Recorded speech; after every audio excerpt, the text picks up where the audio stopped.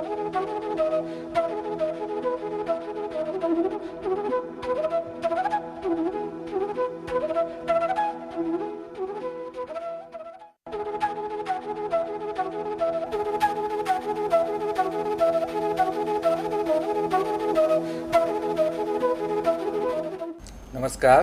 EDUSAT lecture में आप सबका स्वागत है।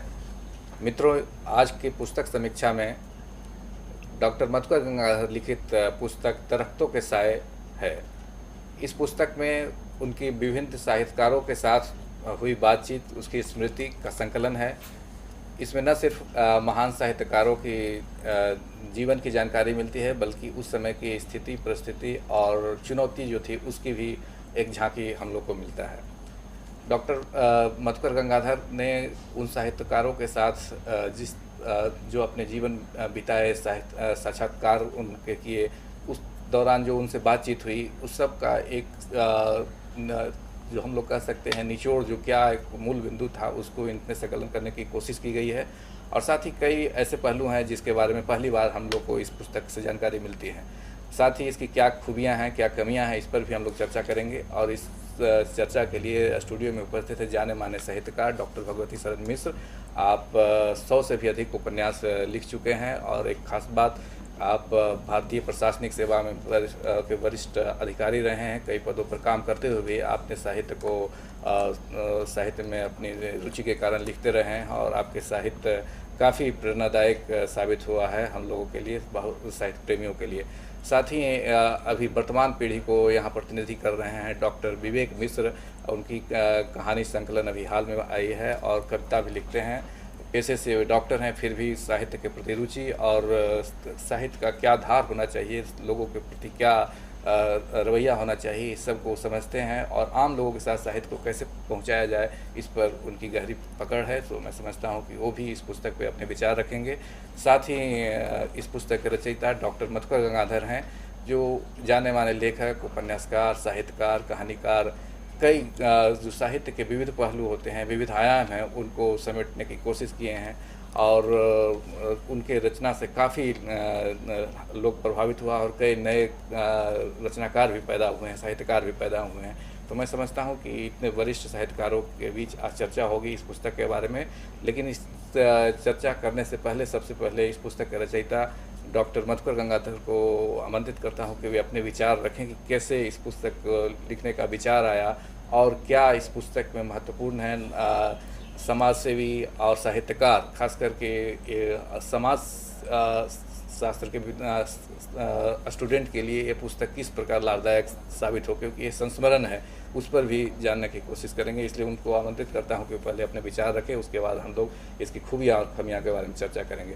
डॉक्टर मधुकर गंगाधर। सबसे पहले तो मैं अपने दर्शकों को नमस्कार करता हूं और ये पुस्तक दिखला रहा हूं कि वो किताब यही है जिस पर आज हम चर्चा करेंगे। ये पुस्तक एक दिन में नहीं लिखी गई, बल्कि कहा जाए तो मेरी ज़िंदगी के 30-40 वर्षों का निचोड़ है ये किताब। इसलिए कि इसमें जितने लोगों पर मैंने लिखा है उनसे मेरे संबंध आज के नहीं हैं, बहुत पहले के संबंध हैं। मैंने ये पुस्तक इसलिए लिखी कि बहुत सारे लोग, या बहुत सारे क्या, इस पुस्तक में जितने भी साहित्यकार हैं, 21 साहित्यकारों की चर्चा मैंने की है, वो तमाम लोग अब हमारे बीच नहीं हैं। उनके बहुत सारे ऐसे जीवन के पहलू हैं जिनके बारे में सब आदमी नहीं जानते हैं। मैं व्यक्तिगत रूप से उनसे जुड़ा हुआ था। यह मेरा सौभाग्य है और कम लोगों को ऐसा सौभाग्य मिलता है कि अपने समय के जितने बुजुर्ग साहित्यकार थे, आचार्य सिप्पूचंद सहाय, हजारी प्रसाद द्विवेदी, यशपाल जी, अमृतलाल नागर, राम कुमार वर्मा, महादेवी जी, रामधारी सिंह दिनकर, लक्ष्मी नारायण सुधांश, फणीश्वरनाथ रेणु तो समकालीन थे, लेकिन ये जो हमसे बुजुर्ग लोग थे उनका अपूर्व स्नेह मुझे मिला। ये सौभाग्य की बात है कि अपने से पहले की पीढ़ी से आप आशीर्वाद प्राप्त करें और बहुत ही निकट उनके जा सकें, तो ये सौभाग्य की बात है। मेरे जो समकालीन थे, जैसे मार्कंडे, कमलेश्वर, फणीश्वरनाथ रेण, इनसे भी मेरा जैसे भाइयों का संबंध होता है लगभग उसी तरह का था। कुछ लोगों को तो मैं भैया, जैसे रेणु मुझसे जन्म से कुछ वर्षों के बड़े थे तो मैं उनको भैया कहा करता था और वो उनको स्वीकार था। इस संस्मरण में उनके पत्र हैं जिसमें उन्होंने इसको स्वीकार किया है। उसी तरह महादेवी जी को मैं अम्मा कहा करता था और उनके निकट बैठता था तो वो कभी कभी तो ऐसा होता था कि मेरे सर पर हाथ सहला रही हैं और मुझको डांट भी रही हैं किसी बात को लेकर के। उसकी भी चर्चा एक दफ़ा है कि दिनकर जी के प्रसंग में मैंने कुछ ऐसी बातें वहाँ कह दी भाषा संबंधी। वो भाषा कविता पर बातें चल रही थीं और डॉक्टर जगदीश गुप्त जो नई कविता के बड़े ही उन्नायक थे और नई कविता नाम से वो उन्होंने पत्रिका निकाली, स्थापित करने वालों में से थे, खुद कवि थे बड़े ऊंचे, वो भी बैठे हुए थे और भी एक दो साहित्यकार इलाहाबाद के बैठे हुए थे। उन दिनों में इलाहाबाद में नौकरी कर रहा था, आकाशवाणी का निदेशक था। तो मैं महादेवी के यहाँ अक्सर जाता था, इस पुस्तक में उसकी चर्चा है। तो महादेवी जी के यहाँ चर्चा चली कविता पर और उस पर शब्दों के उपयोग पर। तो मेरे मुंह से हठात निकल गया कि हिंदी में बहुत सारे कवि जो बहुत नामी हैं लेकिन शब्दों के मामले में बड़े सावधान नहीं रहते हैं। एक कवि हैं रामधारी सिंह दिनकर, जिनका कि आप कॉमा, फुल स्टॉप, एक शब्द अलग नहीं कर सकते हैं। उनकी कविता से अगर एक कॉमा हटा देंगे तो अर्थ का अनर्थ हो जाएगा। दूसरी ओर मैंने कहा, आप भी इससे बहुत ज़्यादा सहमत नहीं होंगे, कुछ लोग सहमत होंगे, कुछ नहीं सहमत होंगे, लेकिन जो मैंने कहा, जो मैं लिखा, वो मैं कह रहा हूँ। मैंने कहा कि साहब ऐसा है कि पंत जी, यहाँ तक कि निराला जी ऐसे कवि हैं जिनकी कविताओं से कुछ शब्द भी अलग कर लिए जाएं तो उनके अर्थ में और उनके काव्य में कोई त्रुटि नहीं होगी। कहना ना होगा कि आप जानते हैं कि ऐसे कहने पर, और वो इलाहाबाद में महादेवी जी के चरणों में बैठ करके मैं बात कर रहा था तो कैसा माहौल हो गया होगा। जगदीश जी तो एकदम बिफर गए। महादेवी जी ने कहा कि देखो ऐसा है कि मैं आपको ये बता दूं कि मैं बिहार का हूँ। तो महादेवी जी ने कहा कि देखो तुम दिनकर को इसलिए कह रहे हो क्योंकि तुम बिहारी हो, तुम्हारा बिहारी बोल रहा है। अब मैं क्या कहता, अम्मा कहता था उनको, मैंने कहा कि अब अगर ज़्यादा कुछ बोलूँगा तो थप्पड़ खाऊँगा। मैं चुप लगा गया।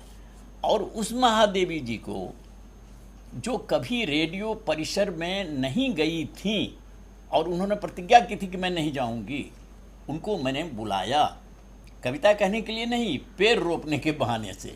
बरसात में मैंने सारे साहित्यकारों से पेड़ लगवाए और उनको भी बुलाया। और जब वो जाने लगी तो मैंने देखा कि उनके कमर में चमड़े का एक बहुत बड़ा बेल्ट बंधा हुआ है। जब गाड़ी में बैठाने के लिए गया तो उनके साथ जो आया हुआ था रामजी पांडे, मैंने उनसे पूछा कि भाई ये बेल्ट क्यों लगा हुआ है? तो इनके कमर में बहुत दर्द है, उठने बैठने में दिक्कत होती है। उसमें मुझको बड़ी करुणा आई कि मैंने अम्मा को बहुत तकलीफ़ दी। उसी तरह से देखिए कि सुधांशु जी को मैं चचा कहा करता था। क्यों? क्योंकि नहीं करता थी। अब जब एक आदमी को मैं चचा कहता हूँ, भाई कहता हूँ, अम्मा कहता हूँ, अपने श्रेष्ठ जनों को, तो क्या मेरे संबंध रहे होंगे। और इसलिए मैंने कुछ ऐसी बातें कही हैं, इस पुस्तक में लिखी हैं, जो आप किसी किताब में नहीं पढ़ेंगे। इसलिए मैंने लिखा कि मैं भी नहीं रहूँगा कल, 80 वर्ष मेरी उम्र हो चुकी है, कल मैं नहीं रहूँगा। तो फिर आपके लिए यह पुस्तक साक्षी होगी। और यह साक्षी ये होगी कि कुछ ऐसी बातें जो आप नहीं जानते, किसी किताब में नहीं है और इस किताब में है। जैसे मैं बताऊं कि दिनकर जी के बारे में मैंने लिखा। दिनकर जी से मैं जब भी मिलता था तो पिता तुल्य वो थे, पिता तुल्य मिलते थे। उनके बड़े बेटे से मेरी बड़ी दोस्ती थी, उनके दामाद हमारे इलाके के थे, इसलिए भी बड़ी दोस्ती, बाप की तरह मानते थे उनको। लेकिन उनके बारे में भी जो सत्य है वो मैंने लिखा है। जब वो चर्चा करते थे साहित्य पर तो अक्सर मैंने महसूस किया था कि वो जयशंकर प्रसाद से कहीं न कहीं थोड़ी सी ईर्ष्या उनके मन में थी, जो वो इतने शालीन और सभ्य थे कि कहीं प्रकट नहीं होने देते थे। लेकिन हम लोगों से जब बात करते थे तो कुछ इस तरह की बात करते थे। भाषा के मामले में दिनकर जी सिर्फ बीए पास थे, वाइस चांसलर भी हुए, सब कुछ भी हुए। एक मैगजीन निकालने की उन्होंने व्यवस्था की, सोचा था कि एक अखबार निकालेंगे। मुझे भी कहा कि तो तुम उसको निकालो। और उनको जब मैं रेलवे में विदा करने के लिए गया, वो सांसद थे, तो उन्होंने कहा कि देखो अखबार तो निकाल लोगे, मैगजीन निकाल लोगे, लेकिन बिहार में ऐसे कितने लोग हैं जो शुद्ध हिंदी लिख सकें? आप सोचिए कि अगर बिहार के लोग शुद्ध हिंदी नहीं लिख सकते हैं, उत्तर प्रदेश के लोग हिंदी नहीं लिख सकते हैं, तो क्या तंजानिया और फ्रांस के लोग हिंदी लिखेंगे? लेकिन दिनकर जी के साथ मेरे साथ जो आदमी थे वो तो बिफर गए। लेकिन दिनकर जी ने कहा, क्यों कहा? क्योंकि दिनकर जी का अहम बोलता था। मैंने अपनी किताब में लिखा कि दिनकर जी जब काव्य पाठ करने के लिए जाते थे तो उनका अहम उनसे भी आगे हो जाता था और वो सबसे पहले कविता पाठ करते थे ताकि पूरा हॉल भरा हुआ रहे और उनको सुने। इसी तरह से बहुत सारी बातें दिनकर जी के भी बारे में मैंने लिखी कि वो पोती के विवाह के बारे में बहुत चिंतित रहते थे, इतने बड़े आदमी होकर के भी गृह कलह में उलझे रहते थे। जबकि वो उनकी मृत्यु हुई मद्रास में, तो उसके पूर्व उन्होंने दिल्ली टेलीफोन से बात उनकी हो रही थी, तो उन्होंने कहा कि मैं बहुत ज़्यादा बीमार हो गया हूँ, इसकी खबर तुम पटना मधुकर को कर दो। आप सोच लीजिए कि मेरे क्या संबंध थे। इस किताब को जैसे ही आप उल्टाएंगे, इसकी पहली पंक्ति है कि आचार्य शिव पूजन सहाय की शक्ल सूरत मेरे पिता से मिलती जुलती थी। अब आप सोचिए कि मैंने इस किताब में जिन साहित्यकारों की चर्चा की है उनको कितनी आत्मीयता से देखा करता था और उनका स्नेह मेरे पास था, मैं पाया करता था।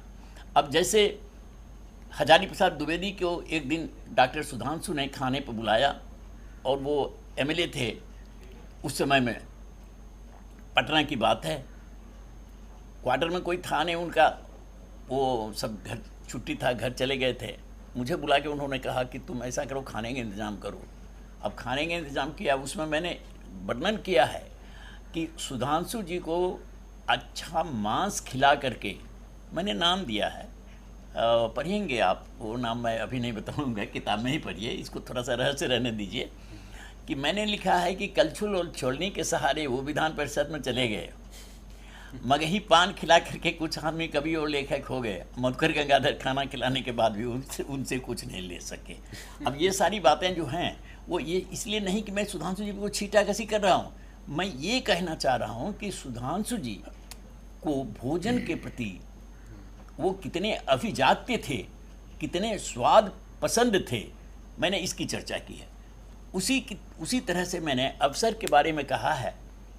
मेरे 3 व्यक्ति गुरु पिता तुल्य थे, जनार्दन झा द्विज जो पूर्णिया कॉलेज के प्रिंसिपल थे और छायावाद के करुणा के कवियों में श्रेष्ठ थे, और कहा जा सकता है कि प्रेमचंद को प्रेमचंद बनाने में सर्वप्रथम उन्होंने ही कदम बढ़ाया था और प्रेमचंद की उपन्यास कला नामक पुस्तक उन्होंने उसी समय लिखी थी जब प्रेमचंद जी बन रहे थे।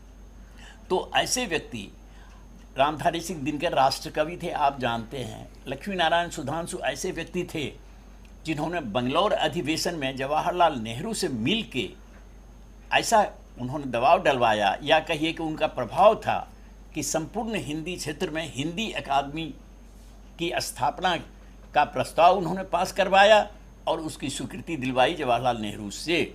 तो आप सोचिए कि उनसे भी मेरा इसी तरह से वो पिता तुल्य थे। तो इस तरह से जो मेरे संबंध थे, लेकिन मैंने उन लोगों को भी जब लिखा तो मैंने ये कहा कि सुधांशु जी के दरवाजे पर जब कोई अफसर आता था तो वो दरवाज़ा बंद कर लेते थे, उनको अफसर से कुछ नहीं लेना देना था।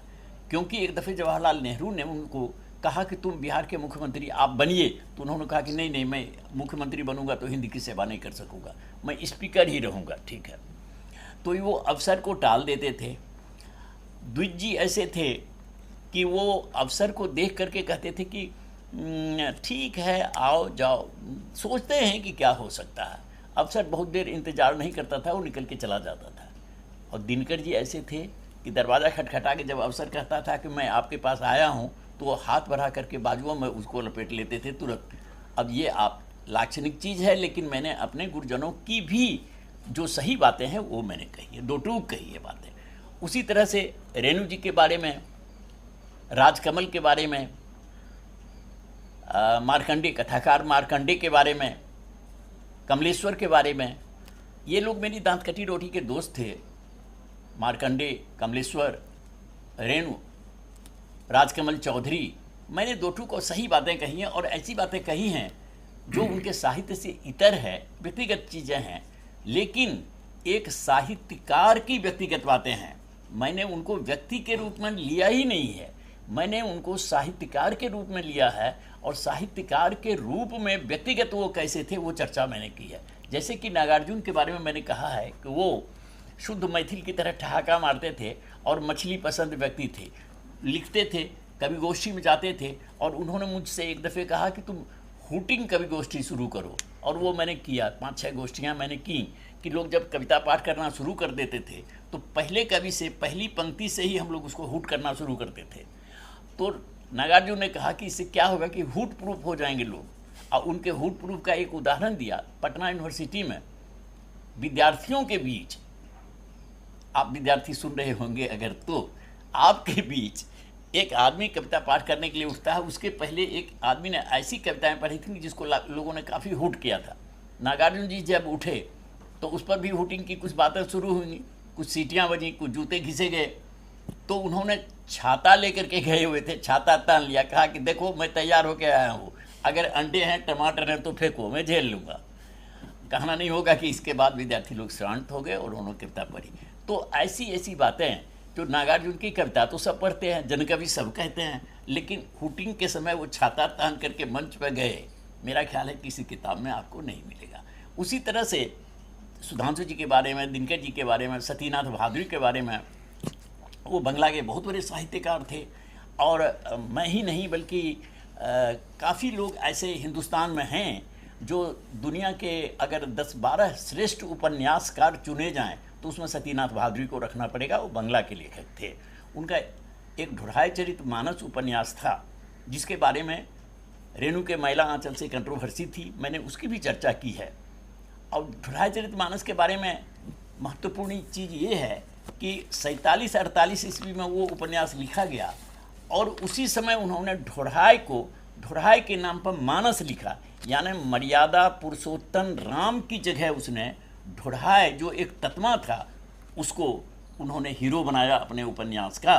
तो आज जो दलित साहित्य लिख रहे हैं उनके लिए यह एक बहुत महत्वपूर्ण सूचना है कि 1947-48 ईस्वी में भी बंगाल के एक लेखक ने, बंगाल के नहीं थे तो वो पूर्णिया के, बिहार के, लेकिन बंगला में लिखते थे। तो बंगला में एक ऐसा उपन्यास आया जिसमें कि ढोढ़ाई तत्मा को ही नायक, कथानायक बनाया गया और मानस उसके उपन्यास को उन्होंने खुद लिखा क्योंकि उसको मर्यादा पुरुषोत्तम राम की जगह पर स्थापित किया। ये एक बहुत बड़ी बात थी। तो ऐसी सारी चर्चाएं मैंने इस पुस्तक में की हैं। अब ये आपके पास है, पाठकों के पास है, विद्वान दो मेरे अगल बगल बैठे हुए हैं। अब ये दो विद्वान लोग कहें कि मैंने क्या किया है, अच्छा किया, बुरा किया।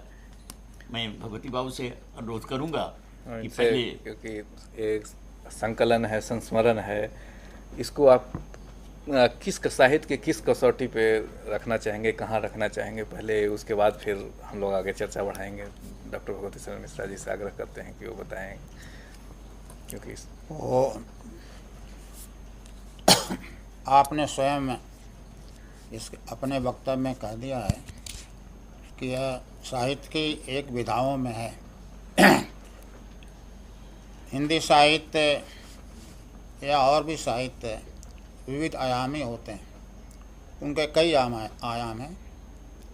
अब हिंदी साहित्य में उपन्यास भी है, कहानी भी हैं, कविताएं भी हैं, जीवनियाँ भी हैं, आत्मकथाएं भी हैं। बच्चन की आत्मकथाएं बहुत प्रसिद्ध हैं। उसी तरह से यह जो संस्मरण है यह भी एक विधा है हिंदी साहित्य की, जो विविध आयामी साहित्य है और यह विधा अत्यंत प्रचलित है।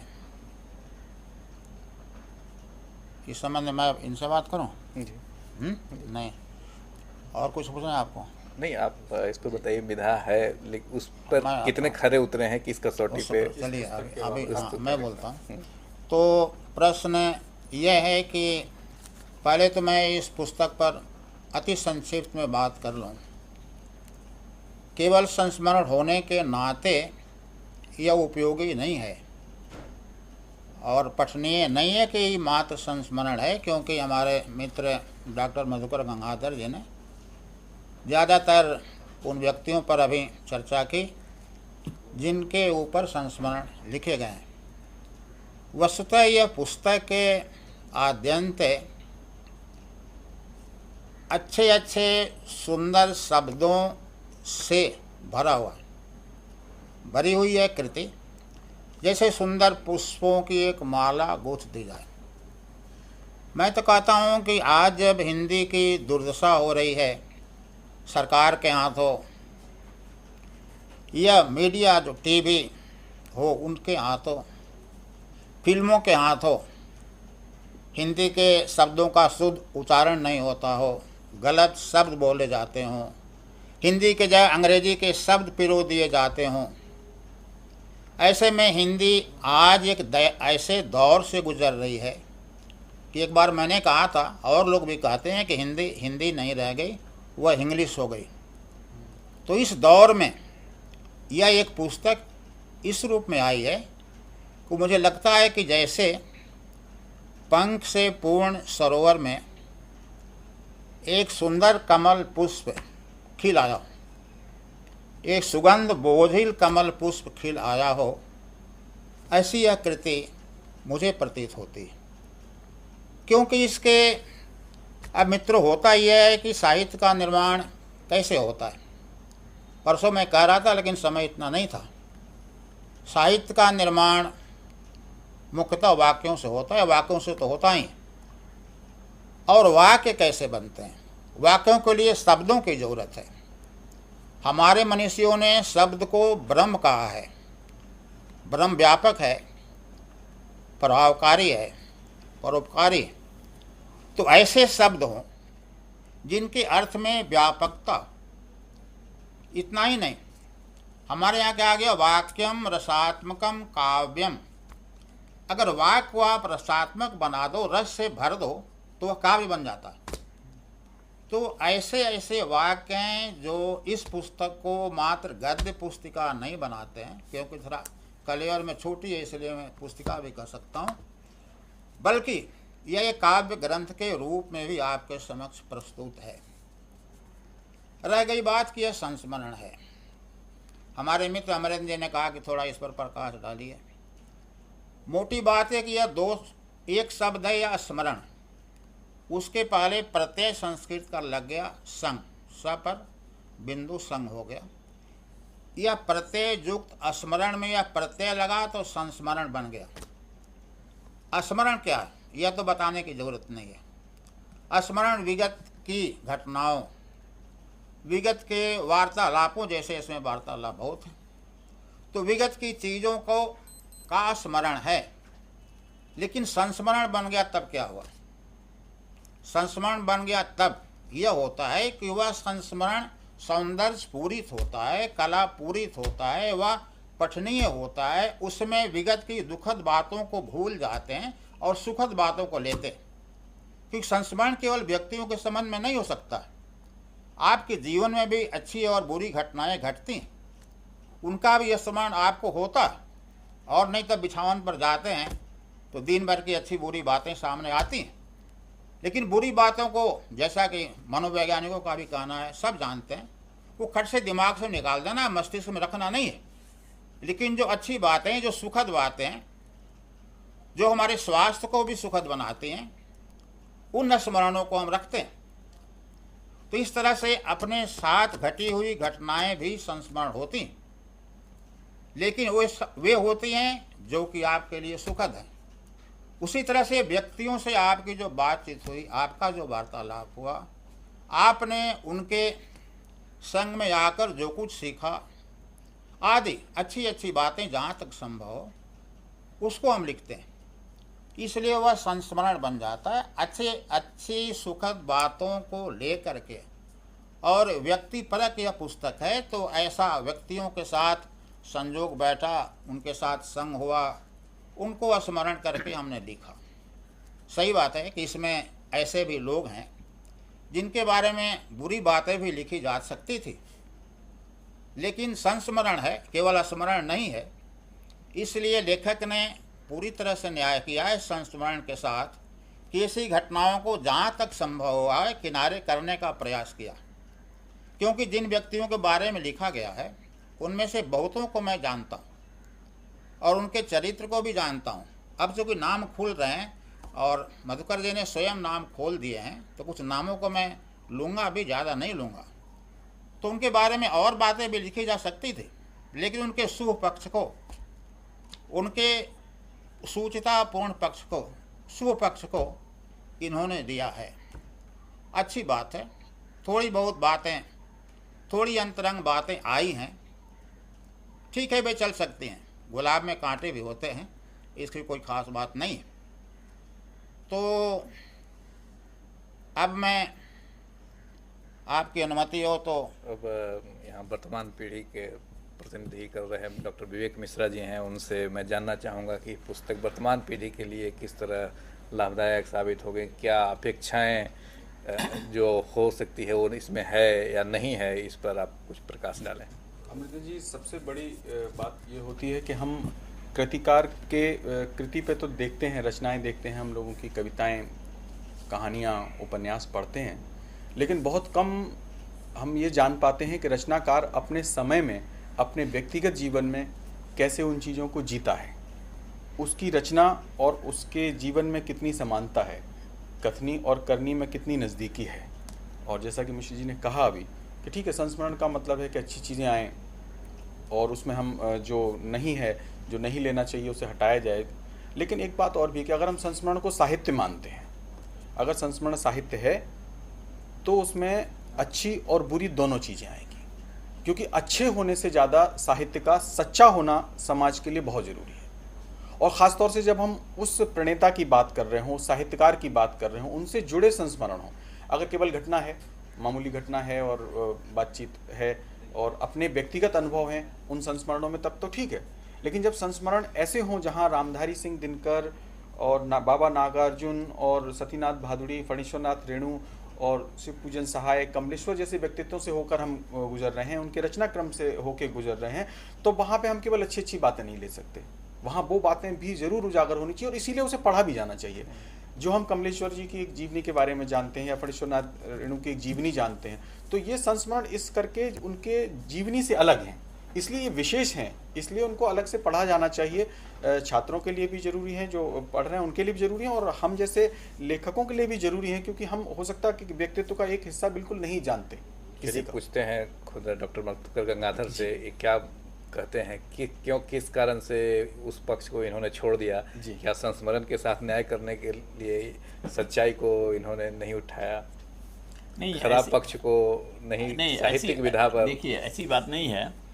होता ये है कि जैसे कि मैंने कहा ना कि जो बुजुर्ग नेता लेखक थे, उनको मैंने बुजुर्ग के रूप में ही लिया। अब मैं एक उदाहरण आपको दूं कि अगर मैं अपने पिता पे संस्मरण लिखूं, मेरे पिता में बहुत सारी खूबियां हो सकती हैं, खराबियां भी हो सकती हैं, तो क्या मैं पिता की खराबियों को उजागर करूंगा? संभव है कि नहीं करूंगा। लेकिन अगर मैं योग्य पुत्र हूं और पिता को भी सावधान करना चाहता हूं, तो उनको बहुत ही संयमित और संस्कृत ढंग से इशारा तो कर ही दूंगा कि ये त्रुटि है आप में। मैंने इसमें किसी को भी नहीं छोड़ा है, जिसकी जहाँ त्रुटि है, जैसे मैंने अफसर का उदाहरण बताया आपको, दिनकर जी का बताया, उसी तरह से मैंने सतीनाथ भादुड़ी पर जब लिखा, तो अब जैसे रेणु और मैला आंचल का जो कंट्रोवर्सी है, और मैला आंचल और ढुढ़ाचरितमानस का, वो मेरा ख्याल है वो मेरी वजह से ही ये कंट्रोवर्सी खड़ी हुई। तो वो ढुढ़ाचरितमानस भी मैंने छापा। ढुढ़ाचरितमानस के छापने में दिनकर जी उस समय में चुप लगा गए, वही छापना चाहते थे। उन्होंने बाद में कहा कि जानते हो, रेणु ने आकर के मुझसे कहा कि उसने मैला आंचल की कुछ इसमें अंश जोड़ दिए हैं। उसी तरह से सतीनाथ भादुड़ी को जब मैंने पूछा, तो सतीनाथ भादुड़ी ने कहा कि ठीक है, चुप लगा गया। उन्होंने कहा कि देखिए, मैंने तो 47-48 ईस्वी में ग्रामीण जीवन पे लिखा था, और उस समय मैंने हिंदुस्तान के आम आदमी को बड़ा ही सटायरिक मूड में लिया था, तो रेणु को कम से कम वो मूड बदल देना चाहिए। यद्यपि कि दोनों ने, हमने पूर्णिया के लिखा है, मेरी कुछ कहानियाँ, मेरी कथानक और पात्र तो मिल सके। उसके बाद वो चुप हो गए, तो मैंने चुप्पी उनकी जो थी वो चुप्पी नहीं थी, वो चुप्पी बोलने वाली थी। रेणु से भी जब बात हुई तो रेणु भी इसका कोई जवाब नहीं दे सके, वो चुप हो गए। तो ये चुप्पी क्या थी? कभी कभी ऐसा कहा जा सकता है, और हम मानते हैं जीवन में, कि 10 वाक्य बोलने से ज़्यादा महत्वपूर्ण एक चुप्पी होती है। ये बात सही है, लेकिन जिस तरह से वर्तमान पीढ़ी या आपके समकालीन पीढ़ी आपको जानते हैं स्पष्टवादी के तौर पे, तो क्या आप आने वाली पीढ़ी आपको जाने सांकेतिक भाषा के तौर पे नहीं, इस्तेमाल ऐसा है। करने देखिए, पे? मैंने स्पष्ट ढंग से ही कहा है। जैसे कि मैंने राजकमल के बारे में कहा है कि वो शराब भी पीता था, गांजा भी पीता था, और उसकी वजह से नई पीढ़ी के बहुत सारे लड़के खराब हो गए, क्योंकि उसकी संगत में वो सिर्फ शराब मंगाते ही नहीं थे, बल्कि शराब के लिए लड़के लोगों से पैसे भी ले लेते थे। लेकिन उसका दूसरा पहलू भी है। दूसरा पहलू ये है कि वो लड़कियों के बारे में बहुत किस्सा सुनाया करता था, लेकिन मेरा बहुत दांत कटी रोटी का दोस्त था, और जिसकी वजह से आप कहिए कि मैंने इस पुस्तक में लिखा भी है कि मैं मैथिली भाषी हूँ, तो मैथिली में लिखने की कसम उसी ने खिलाई हमें। और वो पहले मैथिली में लिखता था राजकमल, मैंने उसको हिंदी में लिखने के लिए कहा। अब सोचिए कि इस तरह के संबंध थे। उसके बाद भी मैंने उसके बारे में ये चीज़ लिखा कि वो किस तरह से नई पीढ़ी को वो ख़राब करता था। नशाखोरी के बारे में मैंने खुल करके लिखा, लेकिन उसकी खूबी यह भी थी कि वो बहुत ही अच्छा मित्र था, दोस्त था, और बड़ा ही जिसको कहते हैं कि बच्चे की तरह स्वभाव उसका था। मैंने कहा, ये जिक्र लिखा भी है कि दोष कर्तव्य से ज़्यादा मनोवृत्ति में होता है। तो अगर कोई आदमी चोरी करता है, तो जो आदमी चोरी करता है वह जितना अपराधी है वो आदमी, उससे ज़्यादा वह प्रवृत्ति ज़्यादा अपराधी है कि चोरी की प्रवृत्ति हुई। समय की प्रवृत्तियों को समग्रता में आना समझ, तो चाहिए। मैंने उसी हम तरह से समय लिखा को- है। अब मैंने शिवपूजन सहाय आपकी से बातों को हम लोग समझ रहे हैं, और जिस तरह से वर्तमान पीढ़ी के क्या अपेक्षा थे और जो आपने प्रस्तुत किया है, इसके वैकल्पिक क्या साधन हो सकते थे, क्या रूप हो सकता है था, उस पर डॉक्टर मिश्रा से आग्रह करते हैं कि कुछ सुझाव दें, क्योंकि अपेक्षाएं तो आ गई। वो डॉक्टर मधुकर गंगाधर से मैं कुछ पूछना चाहूँगा। पुस्तक की श्रेष्ठता तो मैंने प्रमाणित कर दी कि यह आद्यंत पठनीय पुस्तक है। इसमें लालित्य है, इसमें सौंदर्य बोध है, भाषा पर सम्यक नियंत्रण है। लेकिन कुछ बातें मैं पूछूंगा। मैं कल ही उसे परसों उठा रहा था।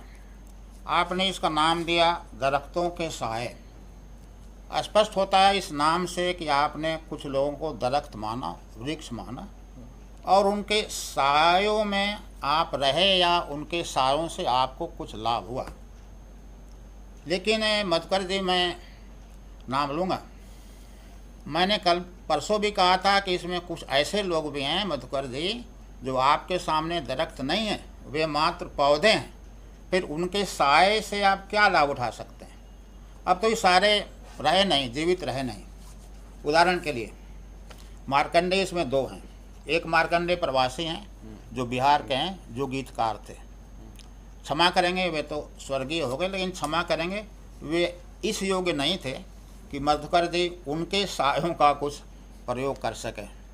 उसी तरह से एक अधिकारी थे चतुर्भुज, जो इनके अंदर काम करते थे। ध्यान दीजिए, वे नाटककार थे, नाटक प्रभाग संभालते थे, लेकिन ये तो थे ही वहाँ के निदेशक, तो निश्चित रूप से इनके अधीनस्थ कर्मचारी थे। अब उनके साये में पलने की बात तो कुछ समझ में आती होती नहीं। तो इस तरह से इसका ही जवाब देंगे कि इन्होंने ऐसा क्यों किया, और कोई ज़्यादा नाम नहीं। दूसरी बात, दूसरा प्रश्न है, समय कितना आप देखिएगा। दूसरा प्रश्न ये है कि मधुकर जी, आपका परिचय तो काफ़ी विस्तार रखता है। आपने कई लेखकों के, कवियों के, उच्चस्थ लेखकों के बल्कि नाम लिए, अमृतलाल नागर तक के नाम लिए, सबके नाम लिए। इस पुस्तक में मधुकर जी, यद्यपि यह बहुत ही सुंदर कृति है, इसमें 21 संस्मरण है, जहाँ तक मुझे स्मरण है। इस 21 संस्करण में प्रायः 15 संस्मरण केवल बिहार के लोगों से संबद्ध हैं। जब आप इतने लोगों से परिचित थे तो यह पुस्तक असंतुलित क्यों हुई? क्यों केवल बिहार के लोगों को 15 लोगों को स्थान मिल गया, अच्छे बाहर के लोगों को मिला, जो अच्छे लोगों का आप ले सकते थे? इस प्रश्न का भी उत्तर आपको देना होगा। पहले केवल इन दो प्रश्नों का उत्तर अच्छा, दे पहले दीजिए। देखिए, मैं आपको आप तो मेरे वरिष्ठ मित्र हैं, वरिष्ठ मित्र मैं कह रहा हूँ सोच समझ के, ठीक है। क्योंकि भाषा के मामले में मैं नलिन बिलोचन शर्मा को अपना आदर्श मानता हूँ। जितने शब्द कहे जाएं उससे ज़्यादा शब्द न कहे जाएं ये बेहतर है। यानी कि आप शब्दों को एक हीरा मोती समझिए, अपव्यय मत करिए। इसलिए मैं बहुत सोच समझ के आपको वरिष्ठ मित्र कह रहा हूँ। आप वरिष्ठ मित्र हैं, लेखन में भी हैं और व्यक्ति में भी वरिष्ठ मित्र हैं।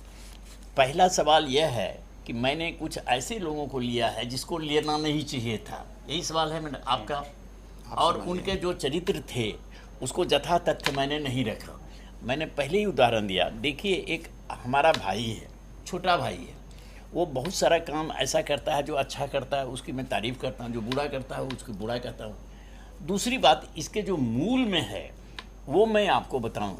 मैंने अपनी जीवनी भी लिखी है, जीवनी नहीं लिखी है, एक पत्रकार ने मेरे 37 इंटरव्यूज़ लेके छापे, वो लगभग मेरे जीवन की कवरेज है। उसमें मैंने खुल के अपने बारे में बताया। हिंदी संसार, भगवती बाबू, अभी तक ऐसा नहीं हुआ है कि ऑस्कर वाइल्ड और दस्तावेस्की जैसे राइटर के चरित्रों को बर्दाश्त कर सके। वो सिर्फ उसकी रचनाओं को बर्दाश्त करता है।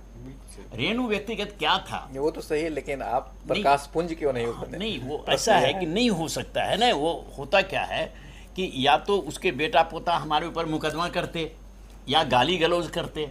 अच्छा, अभी तो स्थिति यह आ गई है कि जैसे कि नौकरी में कोटा होता है, उस तरह लेखन में भी कोटा होना चाहिए। मैंने इसी के कुछ संस्मरण, आंखें मेरी बाकी उनका निकाला था, तो उसमें एक आदमी ने मुझे एक लंबा चौड़ा पत्र लिखा और मुझे गालियां लिखी कि सब आपने ऊंची जाति के लोगों को लिया है। तो मैंने उनको जवाब दिया कि अगला उपन्यास मैं एक लिख रहा हूँ, उसमें सब जाति का बराबर हिस्सा डाल दूंगा, चाहे ज़रूरत हो कि नहीं ज़रूरत हो। अब देखिए कि हिंदी में तो ये माहौल है। उस माहौल में मैं खुल के ही बात करूं, पटना में एक भवन बना जिसको एक, ये तो विस्तार की बात है, लेकिन हम लोग इस पर अब चर्चा कम करें। हम लोग चर्चा इस पे करेंगे। हाँ नहीं ठीक है, मैं आपको बता रहा हूँ। अब बहुत संक्षेप में आपको कह दूँ, इसलिए मैंने उन लोगों पर इशारा तो सब पर कर दिया है, यहाँ तक कि दिनकर जी पर को भी मैंने नहीं छोड़ा है। राव उसमें शिवपूजन सहाय को छोड़ के बाकी तमाम लोगों को, क्योंकि शिवपूजन सहाय और अनूपलाल मंडल का चरित्र ही ऐसा था कि जिस पर कहीं धब्बा नहीं था, खोजने पर भी नहीं मिला। लेकिन जो ऐसे और लोग जो थे जिन पर की बहुत सारी खराबियां थीं, लेखक में खराबियां होती हैं, बहुत सारे लोगों में, मुझ में भी हैं, सब में हैं, लेकिन उन खराबियों के अलावा मैंने आपको पहले कहा कि मैंने व्यक्ति का संस्मरण नहीं लिखा है, मैंने साहित्यकार का संस्मरण लिखा है। तो साहित्यकार का जो अंश साहित्य से संबंधित व्यक्ति था, उसी तरह से मैंने रेडियो पे एक किताब लिखी है, हवा पे 29 वर्ष, उसमें बहुत सारे लोगों की बखिया उघेर दी है। तो लोगों ने नाराज हो गए, कुछ लोगों ने तो गालियां तक मुझे दी। तो मैंने उनको कहा कि देखो भाई, आप जो मनुष्य हो, मैंने आपको गृहस्थ मनुष्य के रूप में नहीं लिया है, मैंने लिया है कि रेडियो के अधिकारी आप हैं। उसी तरह से मैंने इस किताब में तमाम ऐसे ही लोगों को लिया है जो साहित्यकार हैं। और एक साहित्य से संबंधित व्यक्तित्व, आदमी का दो व्यक्तित्व होता है, एक उसका साहित्यिक व्यक्तित्व था, दूसरा उसका घरेलू व्यक्तित्व था। अब बीवी के वास्ते, बच्चों के वास्ते कोई चोरी करके लाता है या डकैती करके लाता है, मुझे उससे कुछ वास्ता नहीं है। साहित्य में उसने कहाँ चोरी की, कहाँ डकैती की, वो मैंने पकड़ा है। अब दूसरा सवाल इनका है कि मार्कंडेय प्रवासी जैसे या ऐसे लोग जो पौधे थे, मैंने दरख्त क्यों कहा? देखिए, मेरी नज़र में ये अपनी अपनी नज़रिया है। मैंने शुरू से ही, जबकि आलोक धनवा जैसा कवि 19 वर्ष का था तो सर्वेश्वर दयाल सक्सेना वगैरह के साथ मैंने मंच पर उसको उतार दिया था। मैं तुलसी के तरह, तुलसी के पत्ते की तरह साहित्यकारों को समझता हूँ भगवती बाबू। कोई बड़ा और कोई छोटा नहीं होता है। यह संजोग है कि कोई आदमी हमसे 25 वर्ष बाद पैदा हुआ, कोई आदमी 25 वर्ष पहले पैदा हुआ। जहाँ तक साया का सवाल है और पौधा और पेड़ का सवाल है, मैंने हर साहित्यकार को बरगद का पेड़ ही समझा। छोटा पेड़ था, वो साया नहीं दिया, लेकिन उसके नज़दीक होकर के मैंने गुजरा। एक पत्ते का साया अभी मेरे हाथ पे पड़ा तो पड़ा, वो सहयोगी हुआ क्योंकि हाथ पे पड़ा साया। और शिवपूजन सहाय, दिनकर जैसे बड़े पेड़ थे जिनसे नलिन विलोचन शर्मा जैसे अभी मैंने कहा कि भाषा जिससे मैंने सीखी, तो नलिन बिलोचन शर्मा जैसे बरगद के जो पेड़ थे उनकी छाया में मैंने बहुत कुछ आराम किया, सीखा और गुजरे। लेकिन मार्कंडेय प्रवासी और कुशेश्वर व्यक्ति तो उससे भी छोटा था, जिसको अभी तक भी कोई आदमी नहीं जानता, कोई किताब प्रकाशित नहीं हुई थी, लेकिन उसमें संभावना बहुत बड़ी थी, बरगद की संभावना थी। छोटा पौधा था तो वो बरगद का पेड़ अगर वो एक हाथ का भी है तो पेड़ ही कहलाएगा। भगवती बाबू, मैंने इसलिए कहा है, कोई उसमें अंडी एरंड पेड़ नहीं था, लेकिन उसके बारे में भी कहा गया है कि एरंडोपि द्रुमायते, जहाँ कोई पेड़ नहीं होता, निरस्त पाद पे जैसे एरंडोपि द्रुमायते, वही मैंने कहा, पेड़ ना है अंडी का पेड़ भी पेड़ होता है। चलिए, अच्छी बात है। तो मैं विवेक मिश्रा जी से पूछता हूँ कि क्या सहयोगियों को साहित्यकार के श्रेणी में ला देना वर्तमान पीढ़ी स्वीकार करेगा या नहीं करेगा? मैं यही कहना चाह रहा हूँ कि देखिए, संस्मरण व्यक्तियों से ज़्यादा घटनाओं पे, अपने समय के सापेक्ष होते हैं। क्योंकि जब आप एक व्यक्ति के बारे में लिख रहे होते हैं तो दरअसल उसके आसपास के परिवेश के बारे में लिख रहे होते हैं, उस समय के बारे में लिख रहे होते हैं, उस घटना के बारे में लिख रहे होते हैं। और कभी भी आप देखिए, संस्मरण में व्यक्ति महत्वपूर्ण नहीं है, संस्मरण में महत्वपूर्ण है वो समय, वो घटना, वो आपको क्यों याद रह जाती है। कई व्यक्ति जीवन भर हमारे साथ रहते हैं और अगर हमें संस्मरण में लिखना हो तो हम उनके बारे में कोई बात ऐसी नहीं जिक्र कर सकते कि हमें याद है। लेकिन कुछ घटनाएं ऐसी घटती हैं, वो मामूली व्यक्ति के साथ भी घट सकती हैं, वो बहुत सर्वसाधारण के साथ भी घट सकती हैं। बात यहाँ पे, तो मैं ये मान के चलता हूँ कि जो दरख्तों के साए हैं, इन दरख्तों में ये दरख्त जो है व्यक्ति के रूप में ना देखे जाए, इन्हें घटना के रूप में देखा जाए। ये दरख्त घटनाओं के हैं, उस समय के हैं, उस समय के सापेक्ष उन घटनाओं से उन गुजरते हुए लिखे गए हैं, ऐसा हम मान के चलते हैं। यहाँ जो मैं कहना चाह रहा हूँ वो ये कहना चाह रहा हूँ कि मधुकर गंगाधर जी के लिए संस्मरण कोई नई विधा नहीं है। इसके पहले मधुकर गंगाधर जी से मिलिए, आंखें मेरी बाकी उनका पर कोई प्रश्न नहीं है, इनके संस्मरण लिखने की जो कला है उस पर भी कोई प्रश्न नहीं लगा। नहीं, मैं दूसरी चीज़ कह रहा हूँ यहाँ पे कि हवा पर 29 वर्ष जो है, ये एक और चीज़ है। तो उसमें जो हवा पे 29 वर्ष है उसमें तो प्रशासनिक काफ़ी अनुभव आए।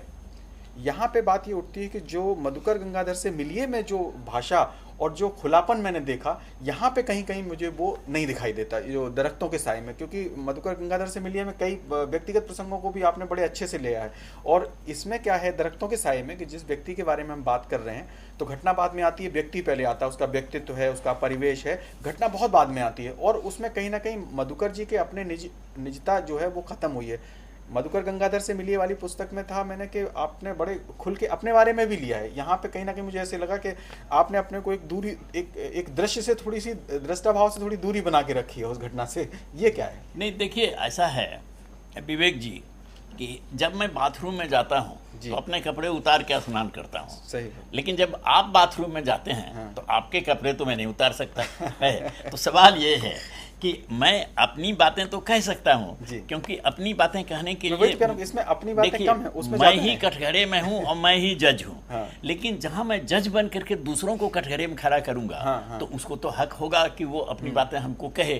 तो अगर उनकी नंगई को या उनकी खराबियों को, मैं बिल्कुल नंगई शब्द इस्तेमाल किया क्योंकि इसमें काफी लोग थे जिनकी नंगई बड़ी विख्यात है, और भगवती बाबू ने जो नाराजगी जाहिर की वो इसलिए जाहिर की कि ये उनकी नंगियों से परिचित हैं। तो मैंने ऐसा नहीं किया है, और मैंने बार बार कहा कि खराबी, नंगई और बदमाशी व्यक्ति करता है, साहित्यकार नहीं करता है। साहित्यकार जब टेबल पर बैठता है तो वो कहानियां लिखता है, वो सरस्वती से साक्षात्कार करता है। एक परम भक्त, आध्यात्मिक भक्त और एक साहित्यकार में कोई फर्क नहीं है। जिसको योग साधना कहते हैं वो योग साधना होती है। तो जब साहित्यकार उस व्यासपीठ पर बैठता है तो वो साहित्यकार होता है, लेकिन वहाँ जो उसकी त्रुटियां, छोटी मोटी त्रुटियां होती हैं, हमने वहीं तक रखे अपने। हिंदी का जहाँ तक संस्कार है, मैं देखता हूँ कि व्यक्ति और रचना को साथ साथ खड़ा करके बार बार हम देखते हैं कि रचना महत्वपूर्ण है या व्यक्ति महत्वपूर्ण है। इसमें क्या कहेंगे आप? ये देखिए, होता क्या है कि हिंदी जो हुआ है जो आज़ादी के समय इस बहुत ज़्यादा पल्लवित हुई। तो उस समय में ऐसा था कि जो आदमी कंधे से झोला लटका करके, बड़े बड़े बाल बढ़ा करके हिंदी प्रचार करने के लिए निकला है, वो हिंदी प्रचार भी करता था और वो स्वतंत्रता का गीत भी गाता था। तो ये जो स्वतंत्रता का गीत जो बिल्कुल राजनीति चीज़ है और साहित्य बिल्कुल अलग चीज़ है। मैंने अभी एक संस्मरण लिखना शुरू किया है कि एक वोट मुझे भी देना, चुनाव में लड़ा था, उसका संस्मरण लिख रहा हूँ। तो मैंने उसमें कहा है कि मैंने हर पार्टी को, जितनी पार्टियां राजनीति के प्रमुख हैं, जी। मैंने हर पार्टी से संबंध स्थापित किया और उनको देखा। लोग मुझे कहेंगे कि ये तो बड़ा भगौरा आदमी है। भगौरा मैं नहीं हूँ, मैं तो साहित्यकार हूँ, मैं तो जानने के लिए गया। यहाँ तक कि मैंने एक कम्युनिस्ट पार्टी के लीडर से मैंने कहा कि आप जो मुझे कह रहे हैं कि आप पार्टी के लिए काम करिए, तो आप लेनिन हैं क्या? मुझको गौरकी आप मानते हैं? गौरकी मानिए तो मैं करूं। हैं तो इस तरह से जो साहित्यकार का एक व्यक्तित्व होता है, तो वो व्यक्तित्व हिंदी में अभी तक बर्दाश्त। मैंने उदाहरण आपने दिया ना कहा कि आपको, जैसे वो विदेशी लेखकों की उनकी रचनाएं तो हम स्वीकार कर लेते हैं, लेकिन उनका व्यक्तिगत जीवन हम आज भी नहीं मैंने स्वीकार उदाहरण दिया ना ऑस्कर वाइल्ड का। अच्छा, व्यक्तिगत बातों की चर्चा चली तो मैं यहाँ जानना चाहूँगा, क्योंकि आपका सबसे व्यक्तिगत संबंध था और आपने बताया कि दिनकर जी काफ़ी उग्र हो जाते थे।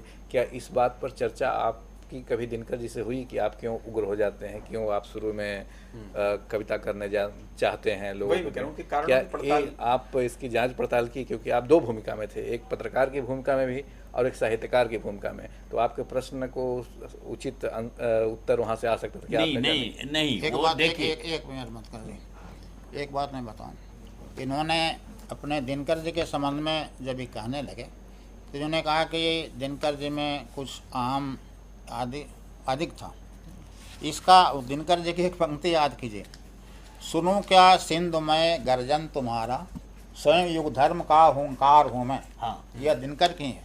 तो हुंकार पूर्ण व स्वाभिमान कहिए या अहंकार कहिए, अहंकार तो नहीं कहेंगे दिनकर के लिए, लेकिन स्वाभिमान उनमें कूट कूट कर भरा था।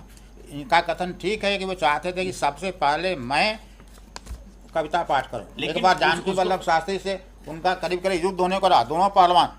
जानकी वल्लभ शास्त्री का व्यक्तित्व विशाल, वो तो सही है, लेकिन जब जानकी वल्लभ शास्त्री बीमार पड़े तो उनका खर्चा वहन तो दिनकर जी ने किया। नहीं सुनिए, ऐसा तो देखिए, एक मैं तरह बता रहा आत्मीयता भी हूँ, थी। मैं दिनकर जी की जब चर्चा चली है, दिनकर जी के बारे में बताता हूँ। दिनकर जी के बारे में मैंने इसलिए नहीं कहा, उनको इस सवाल इसलिए नहीं पूछा क्योंकि मैं उनको पितृवत समझता था और वहाँ मैं उनका एक शिष्य या बालक या बेटे के रूप में जाता था। लेकिन कहने से मैं नहीं चूका। जब वो पार्लियामेंट के मेंबर हुए तो मैंने ये भी लिखा कि दिनकर जी इतने प्रखर थे, मंच पर तो बहुत काव्य पाठ करते थे, बहुत भाषण देते थे हम लोगों के बीच। पार्लियामेंट में एक भी भाषण उन्होंने ऐसा नहीं दिया जो स्मरणीय हुआ। क्यों? क्या वो उसको तोहफा समझते थे या सब कुछ जवाहरलाल ही कह देते थे? वो उनको कहने लायक कुछ नहीं था। यहाँ तक मैंने कहा है। तो मैंने कहा ना कि सभ्य भाषा में मैंने जो खराबियाँ हैं वो भी दे। राजकमल की भी खराबियाँ की, उसके लिए मैंने चंदा भी असूला बीमारी में। और जब उसके लोगों को कहा कि उसको आसपास के लोग कुछ नहीं कहते हैं तो मैं उसके खिलाफ भी मैंने लिखा। इस तो पुस्तक में एक जब मैं पढ़ रहा था, जनार्दन झा द्विज, हाँ। द्विज, हाँ। उनके बारे में कुछ आप बताना चाहते हैं, लेकिन कलम आपकी रुकती गई। कई पंक्ति में ऐसा देखिए, कुछ आप बताना चाहते हैं लेकिन हाँ, आप वो देखिए, रुकती ऐसा गई। था, ये क्या बातें हैं? इसमें बात ये थी कि द्विज जी बहुत ही प्रखर व्यक्तित्व के आदमी थे। जो इसमें मैंने शायद कहीं लिखा है या न लिखा है मुझे याद नहीं है। वो बनारस हिंदू यूनिवर्सिटी में जब पढ़ते थे तो वहाँ से एक अंग्रेज का एक डेलीगेशन आया था। अब बनारस के राजा उस समय में थे, वो राजा प्रिसाइड कर रहे थे बनारस यूनिवर्सिटी में।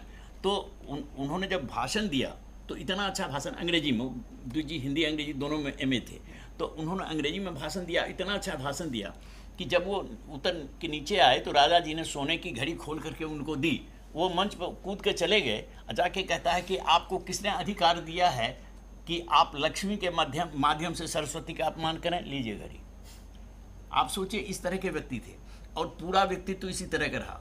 रुमाल उनकी पत्नी ने खो दिया तो पत्नी का बक्सा खुलवा करके जो सबसे कीमती साड़ी थी उसके बीच से रुमाल के बराबर काट के उन्होंने निकाल लिया। अब इस तरह के आदमी थे। अब ऐसी कितनी घटनाएं मैं उनके बारे में लिखता। अब एक लड़का पेशाब कर रहा था, उसको जाके उन्होंने पकड़ा, अब पकड़ करके लाया सामने, हम लोग घेर लिए उनको और कहते हैं क्या तुमको क्या राइट है कि अगली पोर्शन दिखलाओ? मैंने अपने बारे में भी लिखा है कि मैं जो वो फुटबॉल खेल के लौट रहा था जर्सी के बारे में मुझको डांटा था। घटना की चर्चा। तो देखिए, उनकी अच्छाई बुराई सबको मैंने कहा, लेकिन चूंकि किताब तो मैं लिख नहीं रहा था, एक संक्षेप शॉर्ट। इसमें एक चीज और है कि जो लोगों के बारे में बातें कही गई हैं उनमें से ज्यादातर लोग अब नहीं हैं। हाँ। जो लोग अभी हैं, ज्यादातर नहीं, सारे के सारे लगभग नहीं हैं। कोई हाँ, भी नहीं है। हाँ। और तो वो लोग क्या इस दायरे में नहीं आते जिनसे आपने बहुत करीब से देखा है? वो तो मैंने पूछा था बहुत और पहले। वो अभी सहयोगियों हैं। को स्थान दिया गया। वो अभी हैं ये भी और वो नहीं पूछा। आए, आ सकते थे। और महत्वपूर्ण है नहीं अपने नहीं, तरीके से साहित्य में हाँ, महत्वपूर्ण ये है। आपने सही कहा। असल है क्या कि मैं पहले उनको तो श्रद्धांजलि दे लूं अच्छा जो हमारे साथ थे और अब नहीं हैं। जो हमारे साथ हैं जी उसके लिए और थोड़ा इंतज़ार कीजिए जी। और मैं ख़त्म कर लूँ। और 16-17 आदमी ऐसे हैं जिस पर मैं लिखना चाहता हूँ। जी। अगर उन 16-17 आदमी पर लिख करके जी। उसके बाद भी मैं जीवित रहा तो आप पर भी लिखूंगा। ऐसी बात नहीं है। तो स्वर- इस पुस्तक को स्वर- निकालने में इतनी स्वर- जल्दी क्यों थी? एक साथ ही आ जाता। नहीं, वो लिखना भी तो बड़ा मुश्किल है ना। जी। इतना लिखना भी तो संभव नहीं। खाली यही तो मैंने लिख रहा हूँ और कुछ एक चीज और जो देखने को मिला है, हाँ। संस्मरण स्मरण के साथ आज साथ तैयार होकर आए हैं। नहीं, संस्मरण और स्मरण के साथ साथ कहीं कहीं आदर्शवादिता या क्या जो आपका भी जो विचार है वो हावी होता देख रहा है। कहाँ, ऐसा नहीं अब है। जैसे कुछ मैं पढ़ रहा था, है ना, मैं हाँ, बोल है। दूं, जैसे- छोड़िए ना, मैं जैसे- मजाक में बोलता जैसे हूं। हाँ आपके एक मित्र ने कहा कि राजकमल चौधरी से आपकी दोस्ती क्यों हो गई, वो बहुत घटिया आदमी है। तो आपने कहा कि वह घटिया ही नहीं है, वह जैसो दारू पीता है, वह स्त्रियों के साथ रहता है, वह भ्रष्ट है, बुरी तरह भ्रष्ट है, लेकिन वह तब भी आपसे अच्छा है क्योंकि वह मेरा मित्र है। जरूर जरूर जरूर, तो सही। हत्यारा हो चाहे वह जैसो कदाचारी हो, सब हो, आपका मित्र है तो बड़ा अच्छा हो गया। नहीं, बड़ा अच्छा नहीं हो गया। मैं बता रहा हूँ क्यों मैंने राजकमल के बारे में ये कहा। राजकमल के बारे में मैंने खुद इन्हीं सारी चीज़ों को जो छेदीलाल को मैंने कहा, वो इसलिए कहा कि एक ऐसा आदमी जो खुद घूस लेता है, दूसरे को घूसखोर कहे, तो उसका क्या जवाब दे सकते हैं आप। एक थानेदार जो खुद चोरी करता है, एक चोर को पकड़ के लाएगा, तो उस थानेदार को आप क्या कहेंगे। छेदीलाल गुप्त भी उसी तरह के आदमी में से थे, झूठ यह तो बोलते थे, वो भी संस्मरण स्वार्थी इसमें थे। प्रकट नहीं ना होता है, नहीं, तब ना नहीं, जानते मैंने हैं है लोग। प्रकट हुआ है। देखिए, मैंने ये भी कहा है, वो शराब पीने का किस्सा मैंने इसमें लिखा है कि उठा करके सीधे पी गया। नहीं, अमरेंद्र जी, थोड़ी सुन, इससे- एक मिनट। और उसके बाद मैंने ये भी कहा है कि वो लड़कियों के बारे में किस्सा प्रसारित करता था, लेकिन उसमें अमेरिकन डिस्काउंट की गुंजाइश है, यानी 70-80% आप उसको माइनस कर दीजिए। एक तो कुछ ये मैंने कहा- जो लोडेड स्टेटमेंट है उसको मैं थोड़ा पढ़ना चाहूंगा हाँ, यहाँ। हाँ। जैसे छोटा सा घर, छोटे से गांव में पलकर भी उनका मन छोटा नहीं था। हाँ। गरीबी आदमी को संकीर्ण, ईर्षालु, विवादी और स्वार्थी बनाती है। हाँ, क्या है सत्य? ये इस सत्य पर- है, ये सत्य है। वो तो मैंने गांव में देखा, ये कटु सत्य है। समझे ना कि नहीं दरिद्र सम दुख, रामायण तुलसीदास ने भी लिखा है। नहीं, उन्होंने और लिखा तो सही, लेकिन आज के वर्तमान परिस्थिति में बदलती हुई वर्तमान परिस्थिति में यही है। आप देखिए, गांव की तो गरीबी की बात छोड़ दीजिए, अपने समाज में अगर आप अपने परिवार में पैसा नहीं कमाते हैं, सुख से नहीं रख सकते हैं अपने बीवी बच्चे को, तो आप भी तिरस्कृत और अपमानित होते हैं। नतीजा क्या होता है कि आज जो गांव में ही नहीं, जो पार्लियामेंट तक लोग पैसे ले रहे हैं, क्यों ले रहे हैं?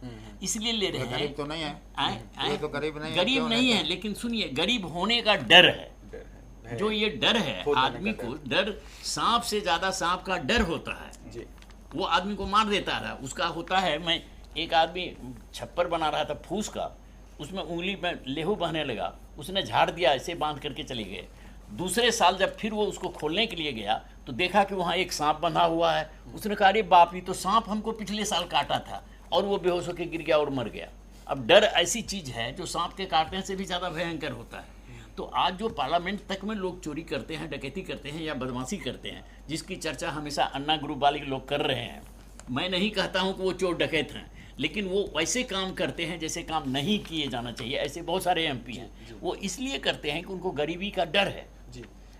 यहाँ जो एक हम बात लूट जी, न जाए। जी, यहाँ एक बात इस पुस्तक के संदर्भ में मैं जोड़ना चाहता हूँ कि कई जगह ऐसे लगता है संस्मरण पढ़ते हुए कि व्यक्ति के बारे में या घटना के बारे में आप जजमेंटल हो रहे हैं, आप डिसीजन दे रहे हैं। लेकिन जहाँ पे जजमेंटल होने की बात आती है, जो सतीनाथ भादुड़ी का ढोंढाई चरितमानस और फणेश्वरनाथ रेणु के संदर्भ में, वहाँ पीछे की वहाँ पे आपने खुद अनुवाद किया है, बंगला से हिंदी अनुवाद आपने खुद किया है, लेकिन वहाँ पे आप जजमेंटल नहीं होते। वहाँ पे आप निर्णय देने से, अपनी राय देने से बच जाते हैं, जबकि हर में दे रहे हैं आप मार्कंड कथाकार मार्कंडे के बारे में कलम बोलती है कि उनके व्यक्तित्व के बारे में दे रहे हैं। यहाँ तक कि एक जगह उनको विज्ञापित वामपंथी भी कह दे रहे हैं कि भाई मार्कंडे कथाकार मार्कंडे बहुत हिस्सेदार ठाकुर और सामंती आदमी थे, लेकिन वो विज्ञापित वामपंथी थे। तो इस स्तर तक का जजमेंट आ जाता है। लेकिन जहां हम अपेक्षा कर रहे हैं कि ढोंढाई चरितमानस जिस व्यक्ति ने खुद अनुदित किया हो बंगला से हिंदी में, वहां उसको क्या लगता है क्या, वो छोड़ दीजिए, आपको अपने एक अनुवादक के रूप में क्या लगता है कि क्या ये है कि नहीं? बतला रहा हूँ। वो मैंने उसके पहले ही लिख दिया है जी। कि मैंने जो ढुढ़ाईचरितमानस का अनुवाद किया जी। वो हूबहू सत्य अनुवाद है ढुढ़ाईचरितमानस का। जी। वो रेणु से मिलता जुलता है, जिसमें कि रेणु जी भी घबराए हुए थे और उसके इर्द गिर्द के लोग भी घबराए हुए थे। यहाँ तक कि डॉक्टर कुमार विमल, माफ़ करेंगे, अब उनकी आत्मा माफ़ करे, अब वो नहीं है, लेकिन जीवित रहते ही मैंने लिखा, उन्होंने बंगला में लिखा था, एक कृतिवास में ये लिखा था कि मधुकर ने जानबूझ करके ऐसी कुछ पंक्तियां डाल दी हैं। तो मैंने उनकी पूरी की पूरी पंक्तियां उद्धृत की और मैंने नीचे में लिखा कि वो एक भी पंक्ति तो ऐसी उद्धृत करते, दिनकर जी को भी मैंने कहा कि एक भी पंक्ति कोई ऐसी तो उद्धृत करते जो मैंने जानबूझ करके डाल दिया है, जो उसमें नहीं है। हाँ, तो ये तो मैंने कहा है। और दूसरी बात क्या है कि ये जो कंट्रोवर्सी खड़ी हुई, ये भी मैंने लिखा है कि मेरे ऊपर ये से करते थे और मैंने ढुढ़ाईचरितमानस से इसलिए निकाल के अनुवाद करके दिया कि लोग देखें कि कहाँ तक सत्य है। अच्छा, उसमें रेणु के इसमें ये भी है कि मैंने उनको विभासीय हस्तलाघव वाला मामला जो अपने 3 रंग 13 चित्र किताब की भूमिका में लिखी थी, तो रेणु ने खुद कहा कि तुम इसको किताब में क्यों लिखे, तुम किसी मैगजीन में लिखते 10 दिन रहता चला जाता है, किताब में तुम लिख दी तो परमानेंट चीज हो गई। तो मैंने तो सच कह दिया, उनको लिख दिया, और वो रेणु जी के जीवित रहते लिखा, मैंने किसी के मरने के बाद नहीं लिखा है, जो लिखा है सब जीवित रहते लिखा है।